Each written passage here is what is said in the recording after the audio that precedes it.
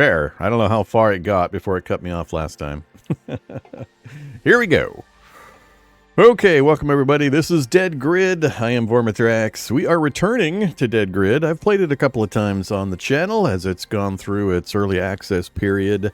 I like it a lot. I enjoy it quite a bit. It's one of those small developer projects that's done really, really well. It looks great. It plays great. Gives you lots of good information and a well-designed interface. Can't say enough good things about it. So if you haven't seen it before, you're in for a treat. Hopefully you enjoy watching along. If you've been along previously, you know, buckle up. There's been some changes.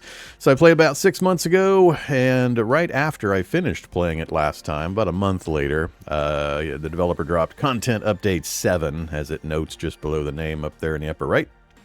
So a bunch of stuff added, bunch of stuff changed, modified, interface updates, UI, new weapons, just all sorts of stuff. He touched most parts of the game.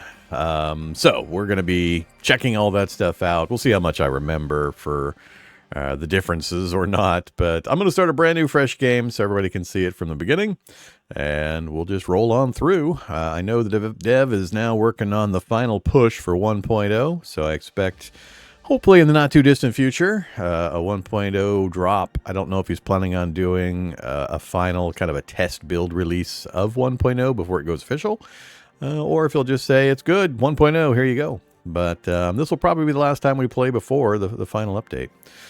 So, here we go. This is a turn-based strategy using a card-like interface, but it is not a card game. It is just using a card structure that people are familiar with to provide the information to play, but you don't shuffle decks. It's not actually a card game. You'll see what I mean when we start playing.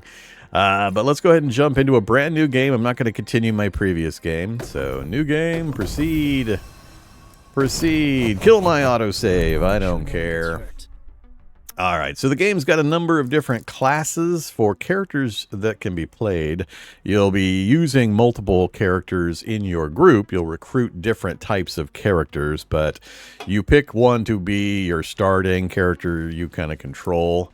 I'm just going to be the leader, as I always usually am for Mr. Vormithrax, so we will be the leader class, and then we'll pick up commandos and enforcers and tacticians and so on a bit later. So, the leader class provides crucial team support, focusing on the following abilities. Grant extra attacks on the same turn, boost the damage of all mercs in play, restore the health and stamina of your squad, which is somewhat new. I think that's part of the new stuff. I don't remember the leader doing much healing previously. Manipulate enraged enemies to greatly reduce their damage. And then class traits. All mercs can attack immediately when entering combat. Leader mercs cannot run out of stamina and become exhausted. Alright, so we're a support role. We got our name, and that's pretty much it. We do have some choices for the portrait. We're just going to go ahead and go with Nick, who's going to get renamed Vormithrax. Just barely fit that name in that font on the little card. All right, here we go. So most things in the game you can just highlight like this to get these little pop-up windows. And I believe those pop-up windows can be adjusted. I think I set it in the settings menu to large, and there's a very large option as well. So hopefully for readability, you guys can see all this information well. Okay, so another new thing is this prior combat training thing. So we're going to get points, I don't know just how random it is, but we're going to get points in various categories to represent the early training of the character up to the point where we take control of them in this world. So he's got martial arts 8, blunt weapons 5, pistols 5, explosives 3, and vigor plus 5 max hit points per rank. All right. Let's go for it. Proceed. What difficulty? I'm not going to play normal this time.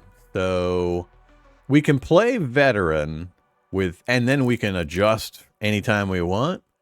And this is recommended for seasoned Dead Grid players. It notes right here when I point at it. And it's nice. You can see the changes for each difficulty level. Now, as soon as you go to Apocalypse, you can no longer change the difficulty. Needs an effective management of noise, cooldown, and skills.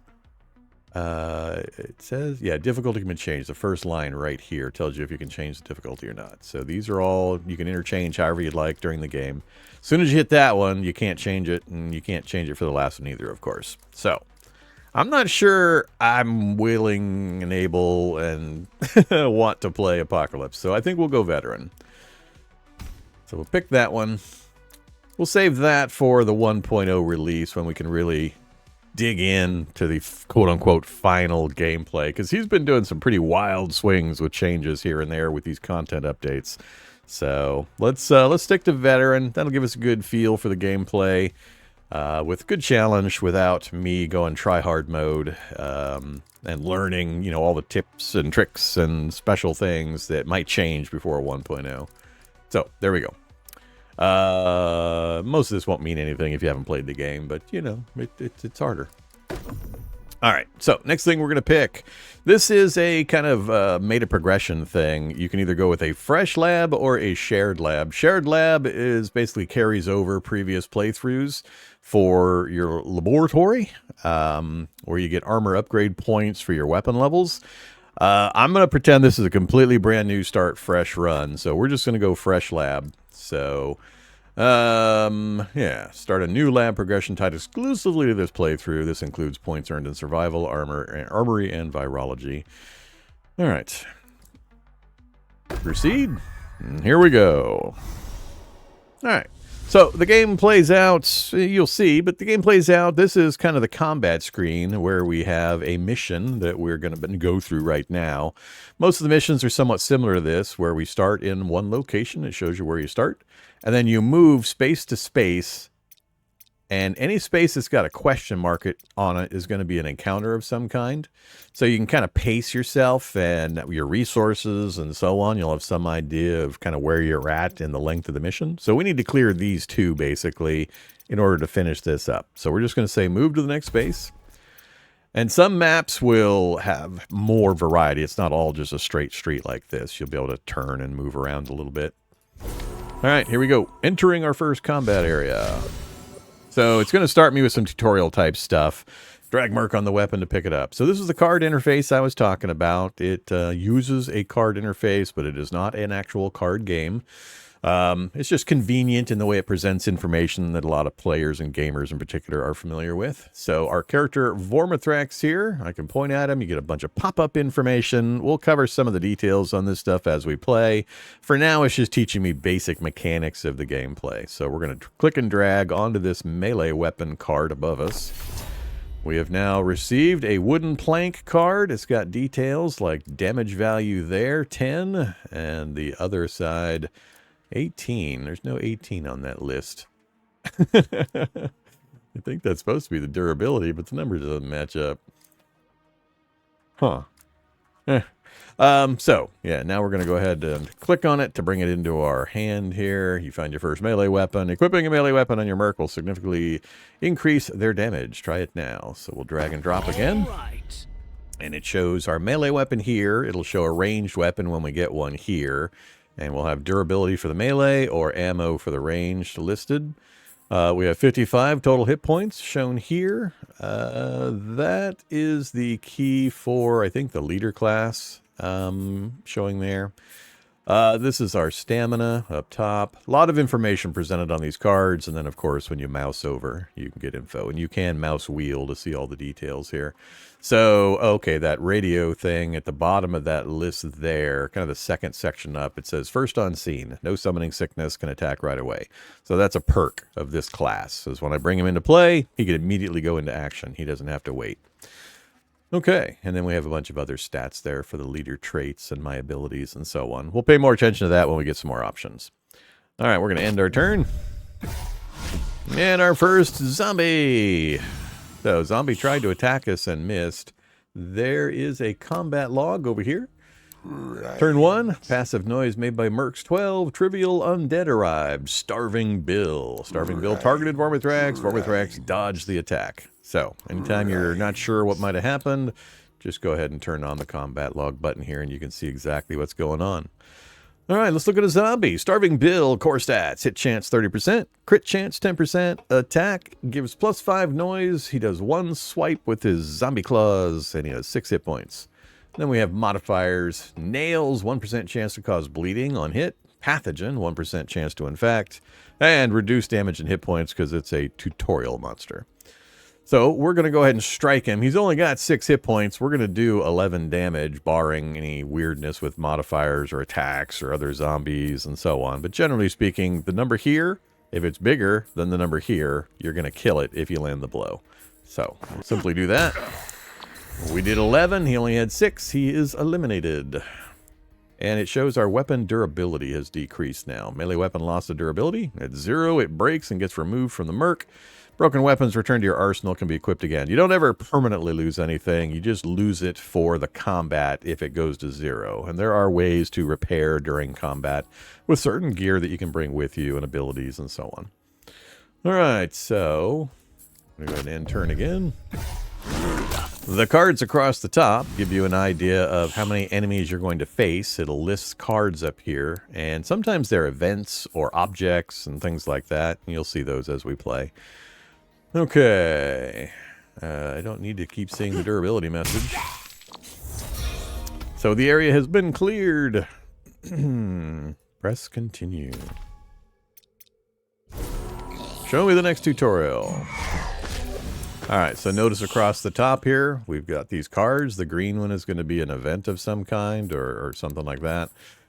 They want us to loot the police car, so we got a Snubby 44. So that's one of the basic pistols.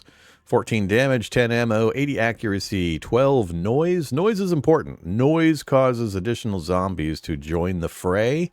So if you have a ton of noise going on, you can make your life harder. So there are strategies for using noise for purposely generating zombies, just for XP and other reasons. And sometimes you want to go quiet. All right. And of course, melee is generally quieter than bang, bang, guns. So we'll go ahead and click that, put it in our character's hand. We now have the melee on the left, ranged on the right, and it shows now we can toggle with the right mouse button back and forth between the two. Always be careful to know which one you're on. Don't accidentally fire the gun in a loud place or a place where loud noises might be a detriment, and or use ammo you can't afford to expend. So you can switch however you'd like, and we're done there. In turn, our first opponent, Starving Bill again. We dodged his initial attack. We'll just whack him with our stick. And see what's coming up next. Green card. An event card. So flipped cards at the top represent enemy undead approaching your way. They are played into combat during the enemy's turn. You must eliminate these enemies to win. Okay. So we got some bandages. All found ammo is stored in your ammo stash, can be drawn into your hand during your turn. Any unused ammo is kept as loot. So we got a little bit of ammo sticking up over here. We won't need it for this tutorial stuff. Oh, they want me to press it to draw the ammo. Fine, make me draw my ammo. All right, we're not down any ammo cards at the moment. We'll go ahead and switch to our pistol. Finally, got rid of the last of them. All right, then you get a post-mission screen. You can see stats if you'd like. For those folks that love stats, if you just want to see details that might inform your decisions in your party making.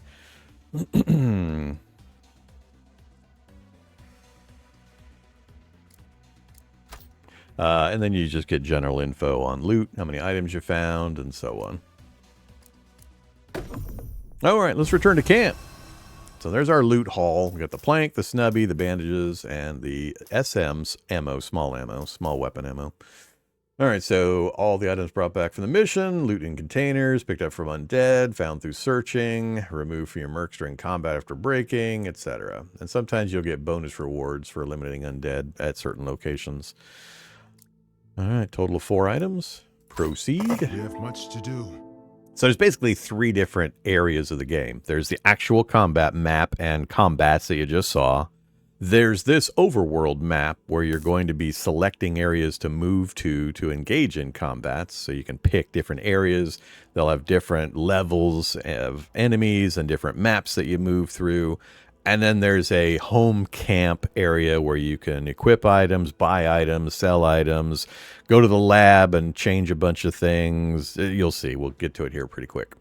So our first guy has joined our camp. Slade, a trader, is an NPC that we'll be able to use for certain abilities. So this is flavor text here. I'm not going to read that right now, but it's just highlighting that somebody has joined your camp. Hopefully you can get everybody unlocked eventually. Gear is critical to your survival in the undead infested apocalypse, and I've got just the thing to get you started. Navigate to gear. So this is the mission screen where you pick where you want to send your team. And these are the tabs you can go to for your home camp that you can engage in. So we're going to go to gear. This is going to give me info in the interface on how to buy and sell stuff. So we have one in our squad currently. This is the button that's currently pressed, showing all the members of our team. You can have bunches of teammates. You can never take more than five into a fight at one time. And there are reasons why you might choose to swap in less experienced members instead of the experienced members. I forget all the vagaries of the reasons why. I'll remember and figure it out later and talk about it, but just know that sometimes you do want to have a fairly large squad so that you can have options and do different configurations. All right, gear. So we're clicking this button way down here on the left. This is the camp trader. He's got a crate of goods. We can purchase that at no cost. It went over here into our weapon category, apparently. We've received 2 new melee weapons. Let's go take a look. Okay, you have 2 shovel cards of the same name. They can be combined into a stronger variant. Let's do that now. So, it's showing X2 right here, showing you have multiple copies of this exact same card. There are multiple rarity levels of cards. This one is the degraded. If you look right over here when I highlight it, it says upgradable. Degraded is the rarity class. It's the lowest, and it's a shovel item. So you can combine them together, as it's going to show us, to an upgraded, the next level of rarity. One of the things that was updated in the most recent build that I am now playing, that I haven't seen before, is a new highest level of upgrade rarity. He added yet another layer or level to it. All right, so we're going to go down here. This is the workbench. Improve the quality of weapons, accessories, and gadgets. It's going to list in here only items that you have multiple copies of that you could upgrade. And it's going to show details here when I highlight it. So upgradable, degradable shovel. Click. And upgrade. Awesome. And now we have a standard shovel. So we've combined 2 lower level versions into an upgraded version. Workbench. So 2 of the exact same thing, exact same level, upgrade into the next higher tier. All right. Now to equip it, it shows the currently selected units in your squad, and it shows what they've got equipped in the various slots. So these are the slots that are available. We've got the gadget slot, the consumable items, 2 of those. An accessory slot, melee, and ranged weapon. Some of them are locked currently, and it says reach rank 4 to unlock the slot.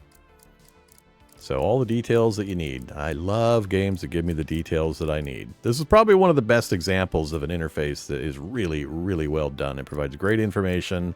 I very rarely puzzle about a decision, meaning the information I need to make the decision well is almost always available to me just by highlighting something or clicking on something. So many games get that wrong and just really, really annoy me. All right, so there we go. We're going to go ahead and swap that for that. And there we go. We now have a shovel. Good job. Don't want to worry about you joining the undead. Let's select your first mission.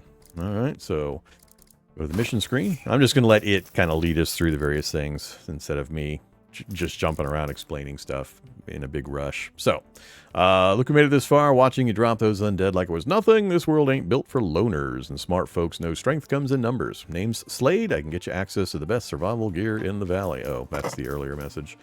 All right, so this is a mission location. You'll discover more locations later on.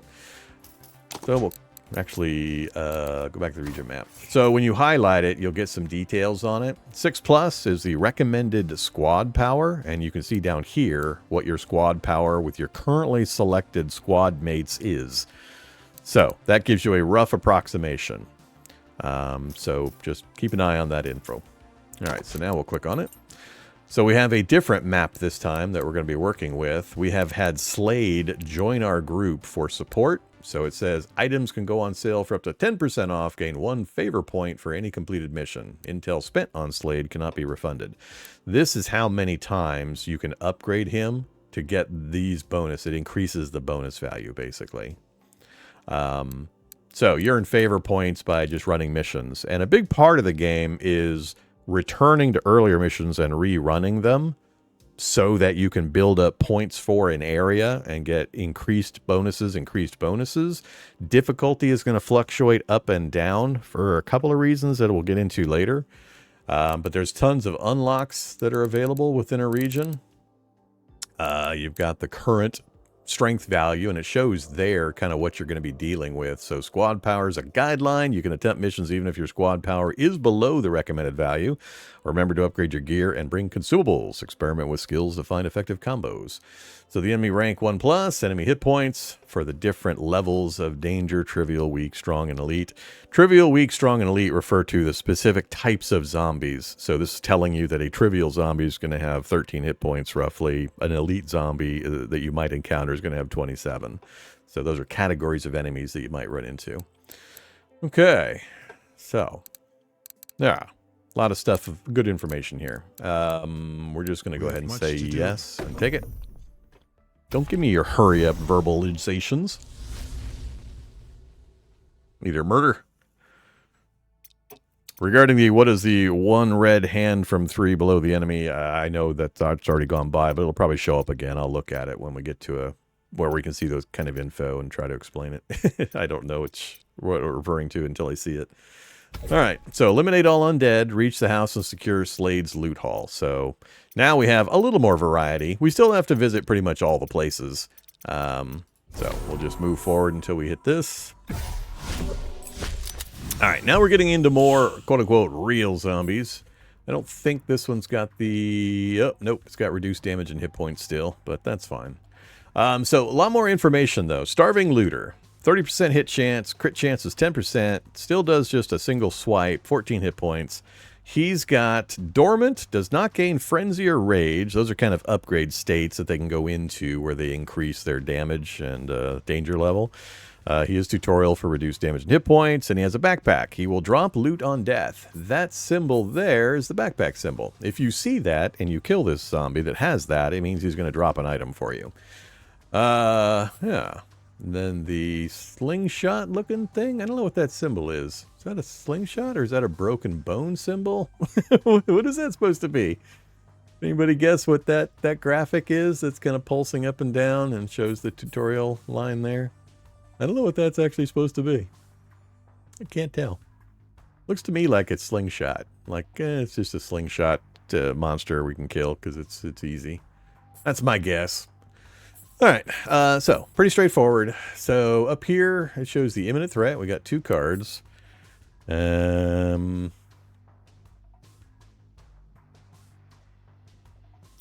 this down here, these red hands. Gotcha.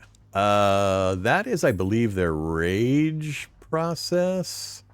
It's tied to either the rage or frenzy mechanic. I forget. It doesn't say on this screen. We'll probably learn about it at some point coming up, but that's what that ties into, those enhancement mechanics that they might go into during a combat. All right, so we now have options down here. So free slots in hand 6, tactile advantage 12%. I don't have any cards in my hand currently. It's asking me to make a selection of these items.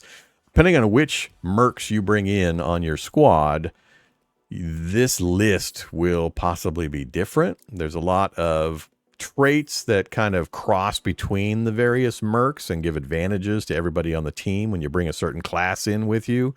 And that class might have a special ability that grants the other members of the team access to more choices here. So currently, with just my guy in here, we can either look to find an accessory, find a melee weapon, or get good visibility, which is going to increase the accuracy of all mercs in play. And you can play this at no AP cost. AP is action points. You have a certain number of action points that you can play for cards in your hand, and it increases each turn. So initially, you can't drop your super bomb abilities. You have to let a few turns pass, build up the points, and then you'll be able to play the strong stuff. 12 noise, 1 action point, 106 explosion damage. We're getting a 6% explosion damage bonus due to probably his prior training for the character.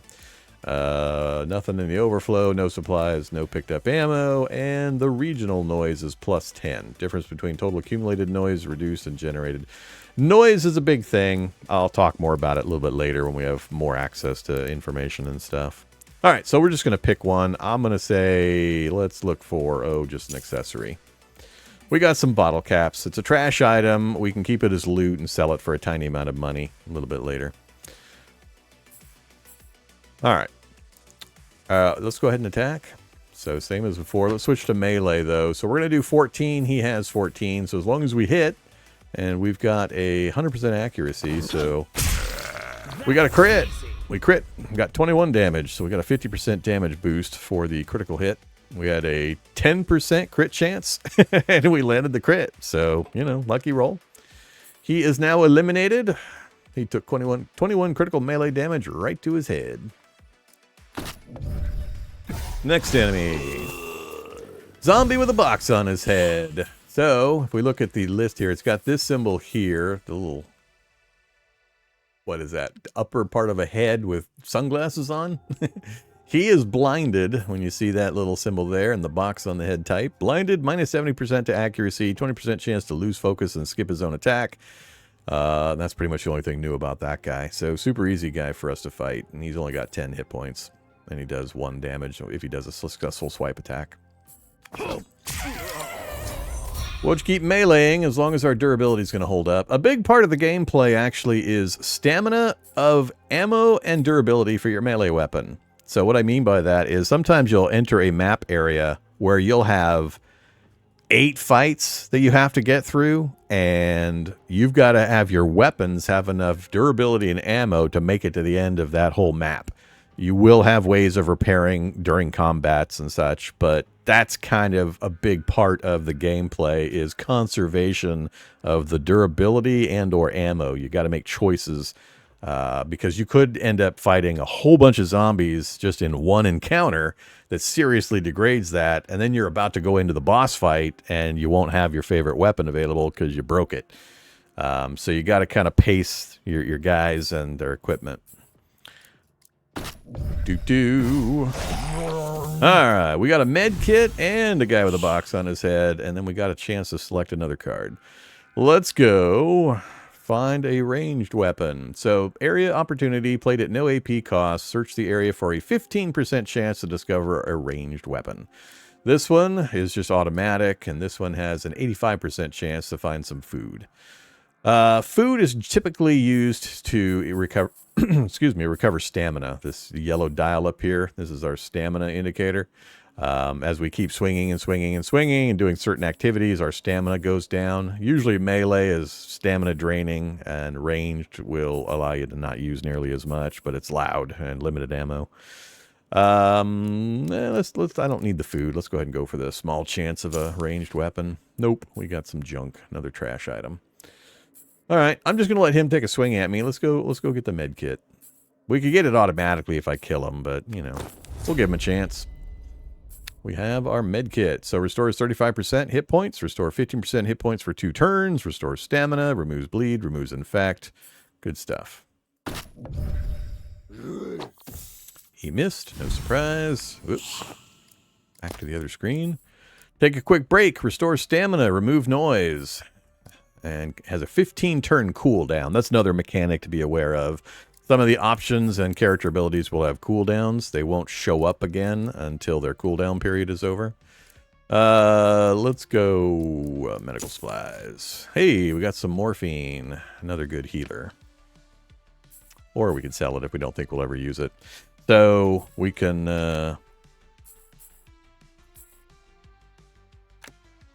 control. I saw the little CTRL in the top right corner of that card, and I was wondering what it does. It just makes it go away or come back again. All right, let's go ahead and kill this guy. Whoa, we didn't kill him. 1 point left. Oh, our damage went down a point. Okay. He gets another swing at us. What was that message? So, turn 4. Oh, just a dodge. Standard dodge. All right. Shovel action. All right. Area cleared. So we got a ways to go still. I'll probably have to use my gun a bit. What does run do?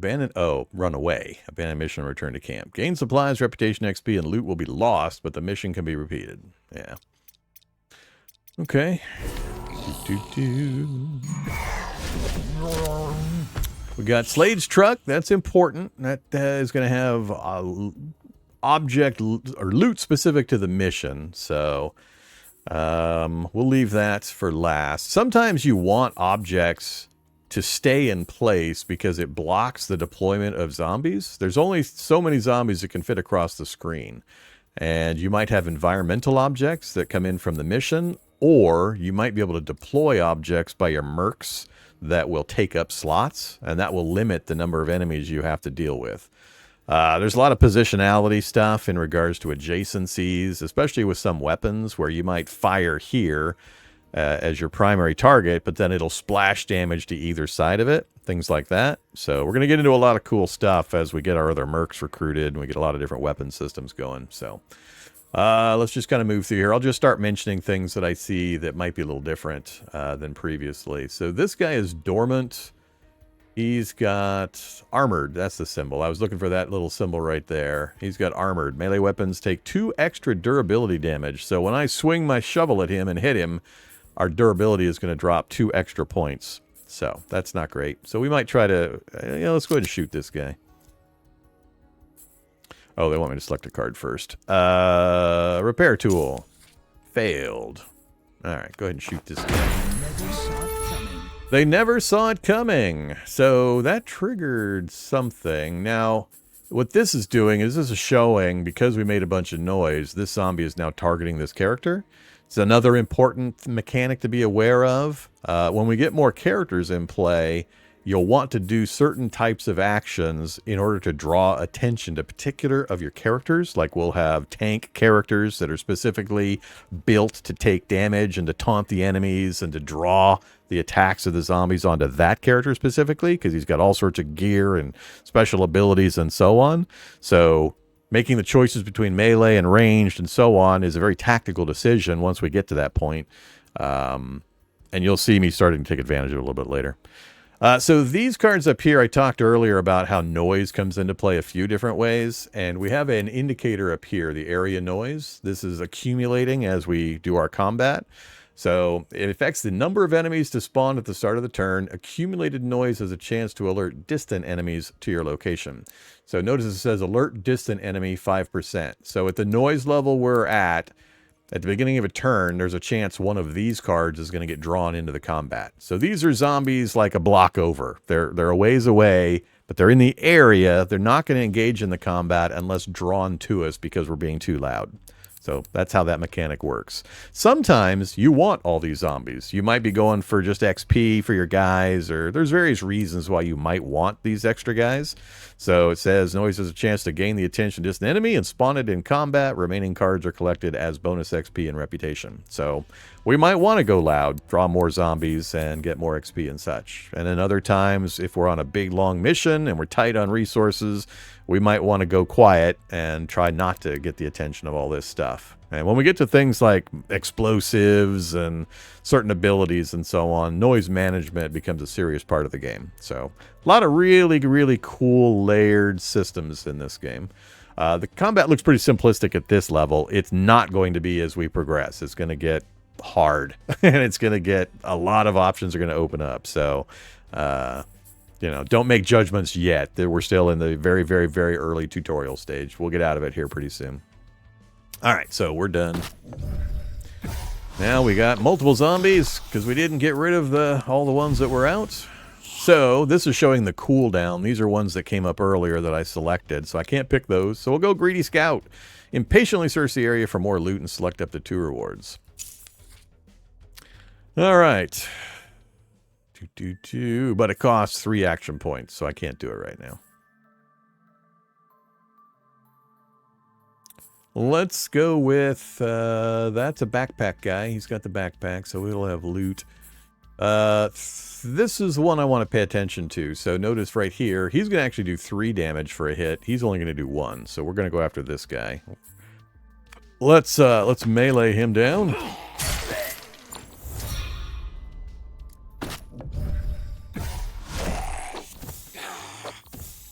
Dodge, dodge.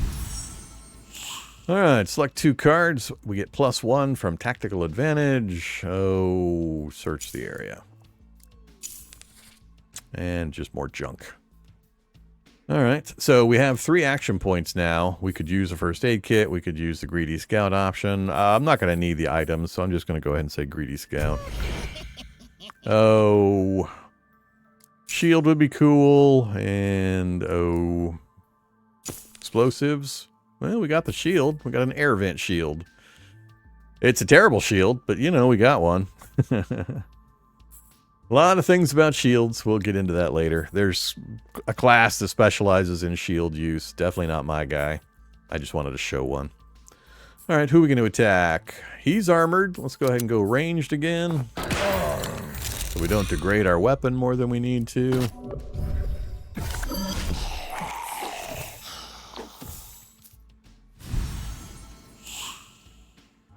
Nah, don't drop any advice, Gogus. That's perfectly fine. I am aware that I play suboptimally. A lot of the stuff you're going to tell me I probably know and I just don't care. And having you ride my back the entire time isn't going to be entertaining for anybody. So I'll make my mistakes and I'll learn from my mistakes. Don't worry about it. If I have a mechanical question, if I am missing something in the interface in order to make a correct decision, or I'm asking how does something work, feel free to jump in, give me advice, give me information, whatever. But general strategy advice and hyper optimization, no thanks. I'm not too worried about it. All right, where are we at? Doesn't really matter which one I kill at this point. Let's go back to melee. I also haven't played it in 6 months. It's going to take me a bit to just get back into the basic interface elements. We'll see how much I remember from the previous run and how much I don't. All right, so we get to do the loot now. You know, whatever. Tack gloves, painkillers, and a wooden plank. So if you don't care about the loot, just look at the bottom. It sells how much it shows how much it sells for. So that one sells for 75, that one for 12, that one for 25. You know, I'll take the tack gloves. And then ammo. Ammo's funny. You almost never actually need ammo. It's just weird. All right, area cleared. Next area. I'll jaunt over to the right. I'll try to move through these a little faster. Now that I've demonstrated a few of them. Oh, let's go for, give me a drink. We got an army flask. Okay. Rejuvenated, stamina, accuracy, remove food coma. Cool. What do we got? 3 guys total. We should have plenty of durability, but going loud's not really going to affect much here. So we'll shoot a few things.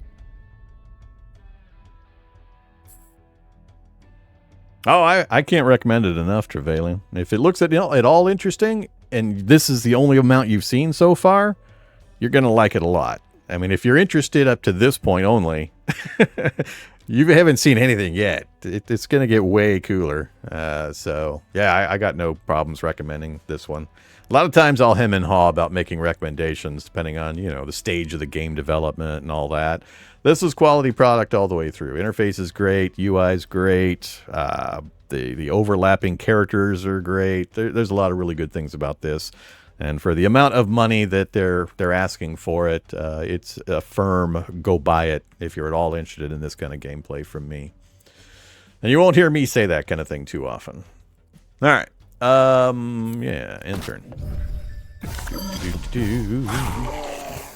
Dodge, dodge, dodge! Super dodge! Look at all these dodges. Good job, buddy. Hey, surprise attack. Area opportunity. A random merc in play performs a melee strike against a random enemy. A random enemy. All right, hold on. Print screen. This has probably been... Well, he doesn't do micro fixes very often. He just basically does big content updates fairly regularly. So, I'm gonna... Oh, I'll put it over there. 1 second. We'll call it enemy. I may have screenshot this before. I forget. All right. I'll send him a copy of that to get it fixed later. Let's, so both of the enemies are going to be striking me. That's what the little lines here mean. That's their intended target. It's not really going to make much difference. Let's see if we can go loud enough to get this other enemy in. I don't know if I can get this beefed up enough. 13% chance to draw them in.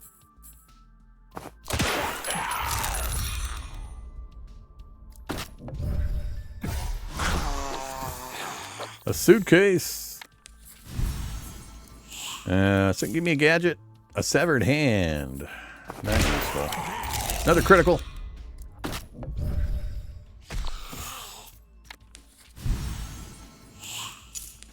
We got a crushed lime soda can. I was looking for... we missed. 85/95. I'm trying to remember what the deal is.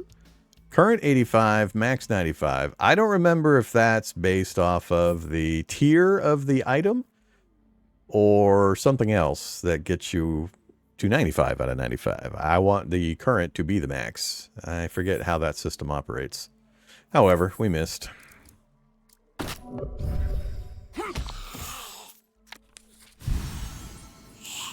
Give me some visibility. I'm trying to remember, is it just drag down? Yeah, just drag down gets the stuff off your screen. It sends it to your loot bags, basically, if you don't want to deal with it. Because you can only have so many on the screen at once, as it notes here. So, we'll get rid of the junk items. And shoot. Area cleared. Go back onto the road, go to that one. Trash can head. Silent tactics. I don't know, I didn't want silent tactics, damn it. I shouldn't have done that one. I actually wanted to get the extra guys in. Killing spree. Killing spree. So many garbage pails.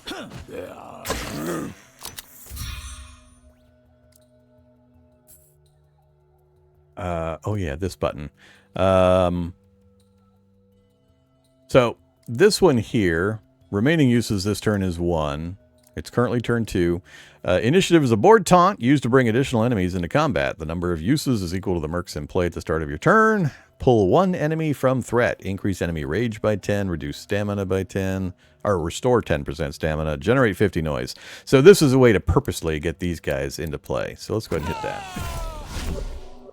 First, it's going to pull from the main area. Then it'll pull from there. So we're done for the moment. We missed again.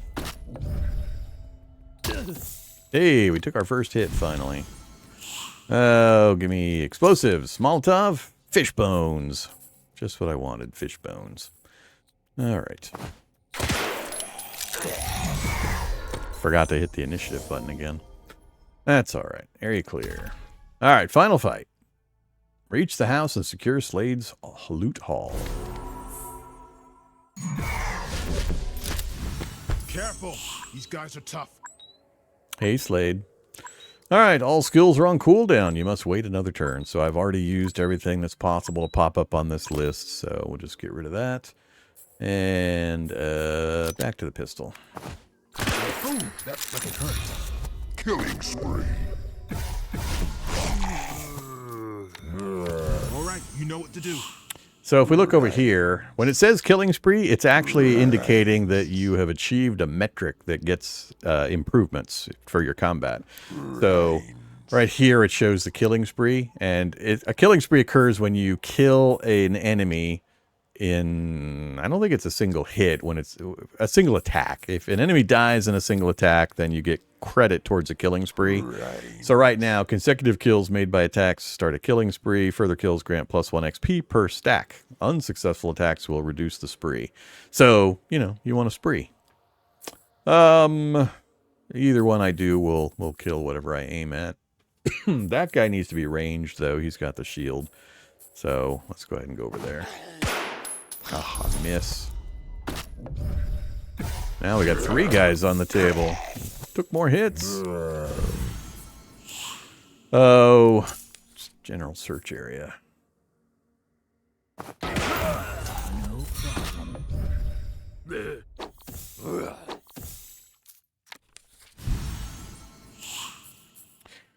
Wish listed it, probably wait for more updates. There's only going to be one. There's only going to be one more update. The final 1.0 update. He doesn't do a bunch of micro updates leading up to something. He works hard for a few months and then drops big ones. And the only one left is his 1.0 push. So, game's not going to change radically from where it's at currently.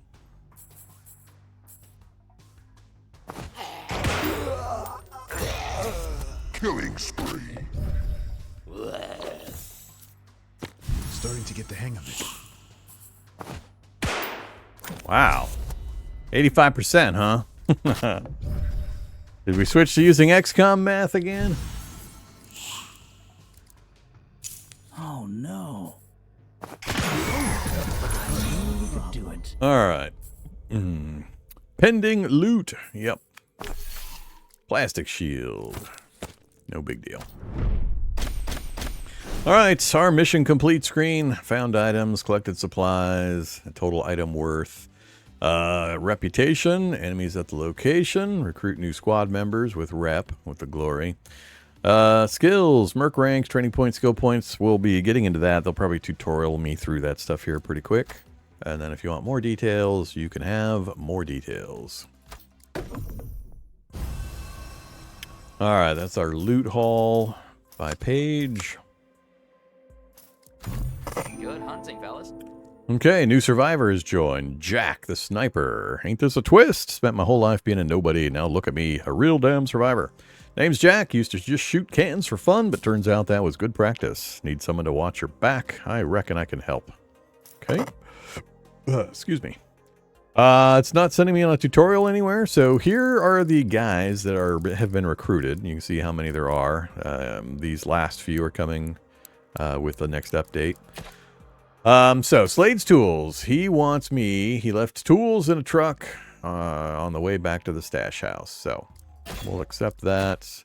He bring me along and let me snipe a few stragglers. So he won't be directly involved in combat. He will. You'll see. But he wants us to collect items. So let's take that. Bring Jack on missions. Let him snipe 8 undead from a distance. Okay. So times 8. Close that. So let's talk about this right here. So this is the regional noise indicator. This is kind of an overworld map level of noise indicator. Indicates total noise generated or reduced on your last mission. A random region modifier is added on the side of the bar with the highest score. So this is the modifier it's talking about. So whichever side is higher is going to get a modifier. Either over in these slots, over in these slots. Modifiers affect the combat of any mission you play next and typically last 1 to 3 days. Each mission counts as 1 day. So 1 day, 1 turn for each mission. Currently, because the noise indicators to the right, the louder side, because of all that gunfire I did mostly, we have this. Any merc scoring a kill with a sniper rifle gets an extra XP point. So, you know, sometimes it's good to go loud. You get these bonuses. Depends on which modifiers show up. Okay, and then we have a log of what happened in general on the day. We're on day 2 currently. We're on veteran difficulty. We have the Pine Valley map. I don't believe there's going to be another map up to 1.0. But you can kind of see the various main location nodes that we can choose from currently. I think there's actually some hidden currently. That you have to get to one node to see the link to another nearby node. All right, and then completed assignment count. So squad power 6, supplies 42, rep 8, Oh yeah, Fame and the Fallen. I'll talk about those later. So, mission screen. We have the next mission area right there. The gas station. Recommended squad power is 9. We're still at a 6. We could go back and repeat the one we just did, the stash house, and that would work us in towards Slade's progress. This location is part of the extended tutorial with reduced enemy difficulty, ends in 3 plays. So currently we've got an easy mode bonus there. This one is also ends in 3 plays as well.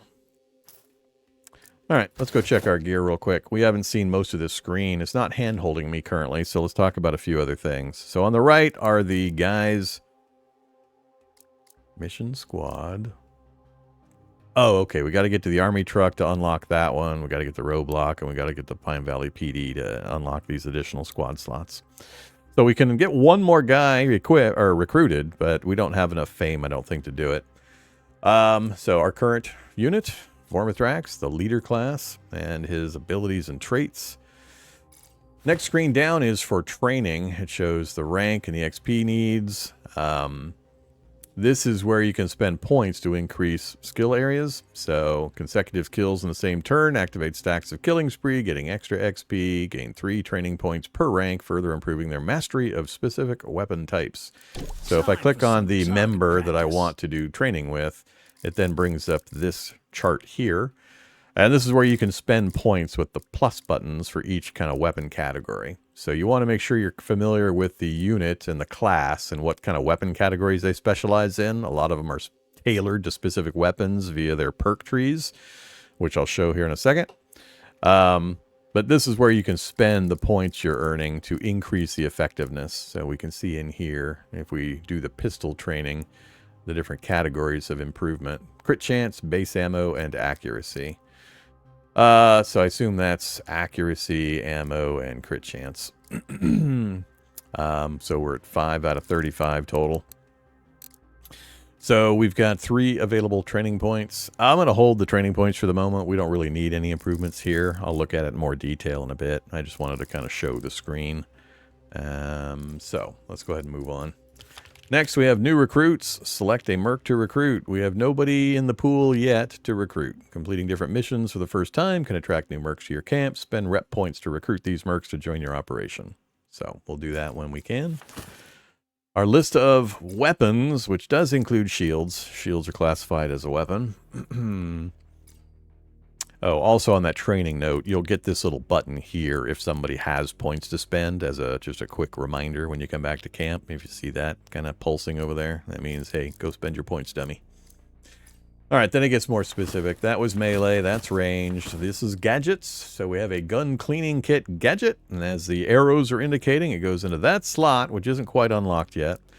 But the item, which sells for 75, would reduce jam chance by 5%, can be equipped in the gadget slot, and it can be upgraded. Next we have armor, or accessory items, I'm sorry. We've got tack gloves, which we also can't slot in quite yet. This gives a 5% chance to parry. And we have consumables. This is going to be ammo, bandages, drinks, food, things like that. Then we have valuable items. These are just purely stuff you can sell. The gold necklace sells for 200, repair components for 15. And then finally the trader and the upgrade options that we saw earlier. Actually, you didn't see the trader. So here's the upgrade screen. We don't have any items that... Well, we could upgrade those, but nah, we're not going to worry about that. All right, so the merchant screen. This is the listing currently available. You can actually spend...